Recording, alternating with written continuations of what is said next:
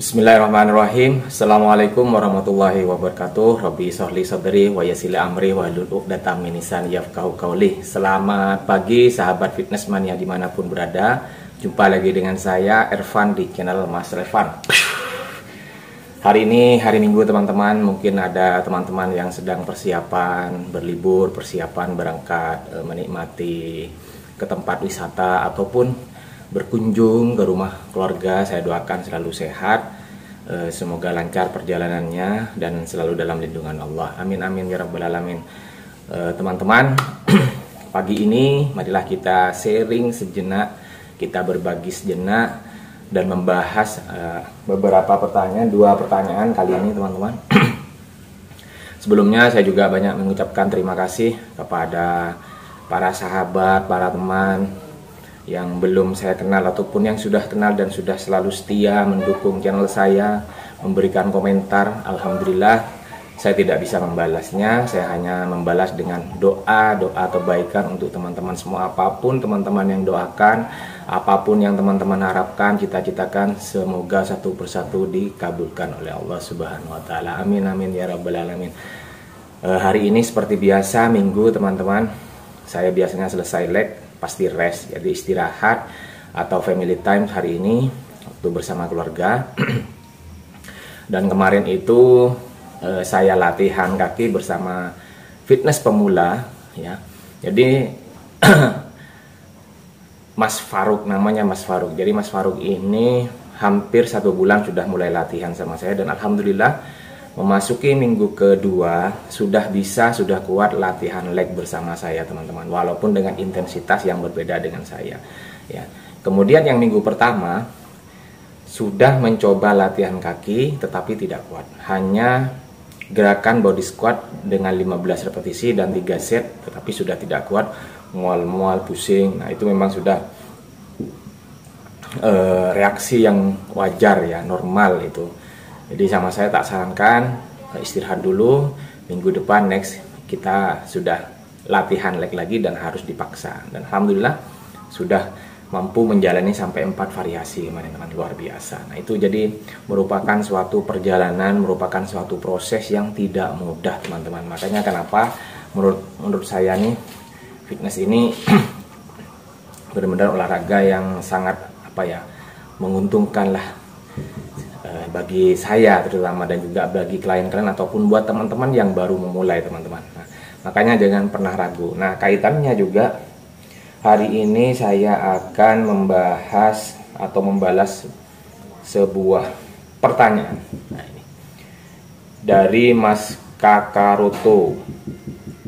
Jadi pertanyaannya, Bang, supaya ketahanan perut awet six pack, olahraganya sebaiknya di waktu apa ya? Pagi, sore, atau malam? Saya kebiasaan makan porsi munjung, susah ngontrolnya. Padahal saya makan sudah berusaha 2-3 jam setelah olahraga.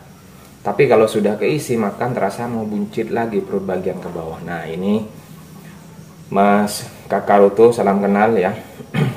Berbicara dengan six pack ya, ketahanan perut six pack. Mungkin maksudnya biar tetap kelihatan six pack ya, bukan ketahanan ya. Berbicara tentang six pack itu kembali ke pola makan Mas. Pola makan, pengaturan pola makan, defisit kalori, penyajian makanannya, jangan terlalu sering digoreng, kurangi gula, minyak, tepung, dan garam. Sebenarnya itu teman, kalau untuk six pack Mas. Dan memang kalau teman-teman tidak disiplin ya, satu minggu misalkan fokus latihan perut, sudah ada hasilnya. Tetapi 1 jam 2 jam salah makan lagi, pasti tidak akan nampak lagi packnya. Makanya menurut saya bentuk six pack itu sulit teman-teman, sangat-sangat sulit ya. Ya bukan hanya perut six pack sebenarnya, dalam orang membangun massa otot itu juga sebenarnya sulit. Jadi tidak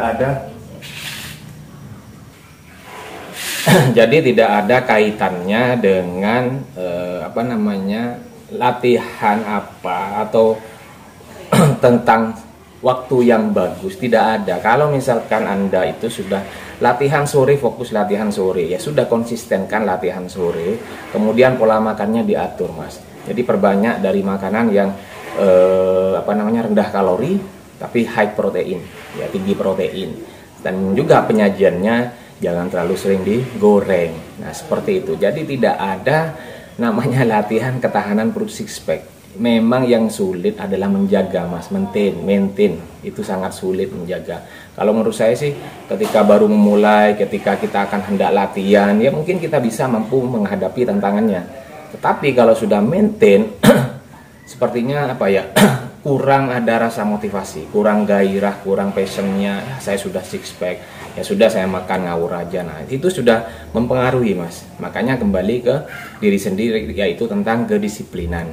Ya, jadi tidak ada ceritanya latihan apa yang bagus untuk ketahanan six pack, kemudian waktu apa yang tepat latihan ketika latihan, tidak ada kaitannya. Kaitannya adalah tentang penyajian makanan defisit kalori.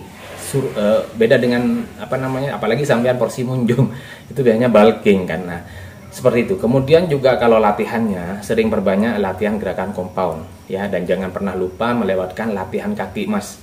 Seperti itu.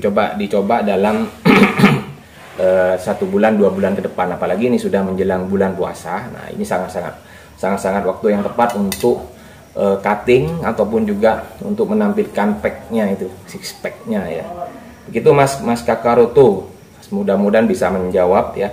Kemudian yang pertanyaan yang kedua yaitu, Bang, ajarin biar badan sampai segede itu. Gua kurus, Bang, udah gym, udah berisi sedikit, tetapi kayaknya ada yang kurang dari cara makannya, dari seberapa banyaknya. Bang Suheni ya, salam kenal, Mas. Begini, dalam orang membangun massa otot itu tidak mudah, Mas. Latihan membangun massa otot tidak mudah. Orang normal itu dalam 1 bulan naik 1 kilo itu sudah normal. Itu pun juga belum tentu massa otot. Bisa juga lemak, bisa juga kadar air. Nah, jadi berat badan itu hanya bukan berkaitan tentang dengan massa otot, Mas. Seperti itu. Jadi saya ulangi. Jadi kaitannya orang dengan membangun massa otot itu tidak segampang kita melihatnya, Mas.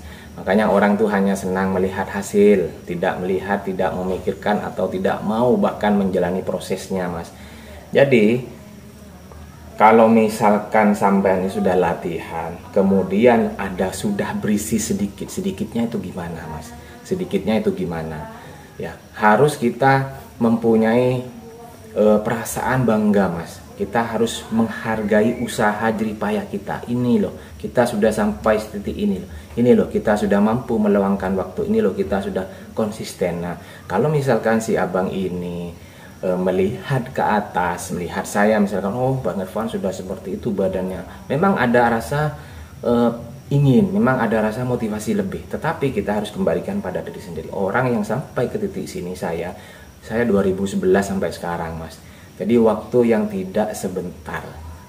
Seperti itu, Mas. Jadi saran saya buat Mas Suheni, lakukan saja, sudah nikmati prosesnya, konsisten, disiplin. 1 tahun 2 tahun pasti akan sudah mulai nampak. Jadi bukan hanya 1 bulan 2 bulan, 1 bulan 2 bulan 3 bulan itu adalah fase untuk menentukan habit, kebiasaan dalam melakukan olahraga. Seperti itu, Mas.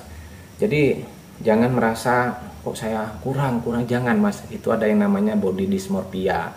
Artinya kita tidak ada rasa bangga, kita tidak ada rasa senang dengan pencapaian kita, yang namanya manusia ya. Jadi tetap bersyukur, Mas. Anda itu sudah latihan, kemudian sudah ada hasilnya, nampak, sudah tinggal dipam aja dan juga dinikmati. Berarti Anda sudah pada track yang benar, track yang bagus menuju goalsnya. Siapa sih yang tidak pengen orang dalam waktu singkat punya badan gede, Mas? Begitupun orang yang sudah pakai roid misalkan. Jangan semena-mena atau jangan berasumsi bahwa orang pakai roid itu langsung bakalan gede. Jangan. Ya. Sekali lagi saya juga tegaskan di sini, saya tidak pernah pakai roid dan saya juga memang tidak tertarik dan saya memang tidak mau. Dari pertama kali saya terjun di dunia bodybuilding ataupun di dunia fitness, teman-teman. Dan juga dulu saya memang masih usia 27 tahun, baru awal mula, dan saya hanya tahu tentang 2 suplemen saja waktu itu, yaitu amino sama ultra rich. Di luar itu saya tidak paham, teman-teman. Kenapa? Karena dulu juga teknologi kan masih belum begitu berkembang seperti saat ini. Jadi pengetahuan tentang apa-apa di dunia fitness itu masih kurang. Nah, saya juga hanya tahunya itu teman-teman. Jadi saya optimalkan amino sama ultrarip. Itu pun juga saya dapat sumbangan dari ownernya gym. Saya juga dapat sumbangan untuk ikut, walaupun hanya sedikit ya, tapi tidak apa-apa. Dan juga putih telur, saya pakai itu. Nah, makanya buat siapapun, terutama Bang Suheni, ya jangan pernah merasa kurang, jangan pernah merasa kecewa atau putus asa, bahkan hasil latihan masih berjalan tidak begitu maksimal, karena setiap orang aktivitasnya beda-beda mas.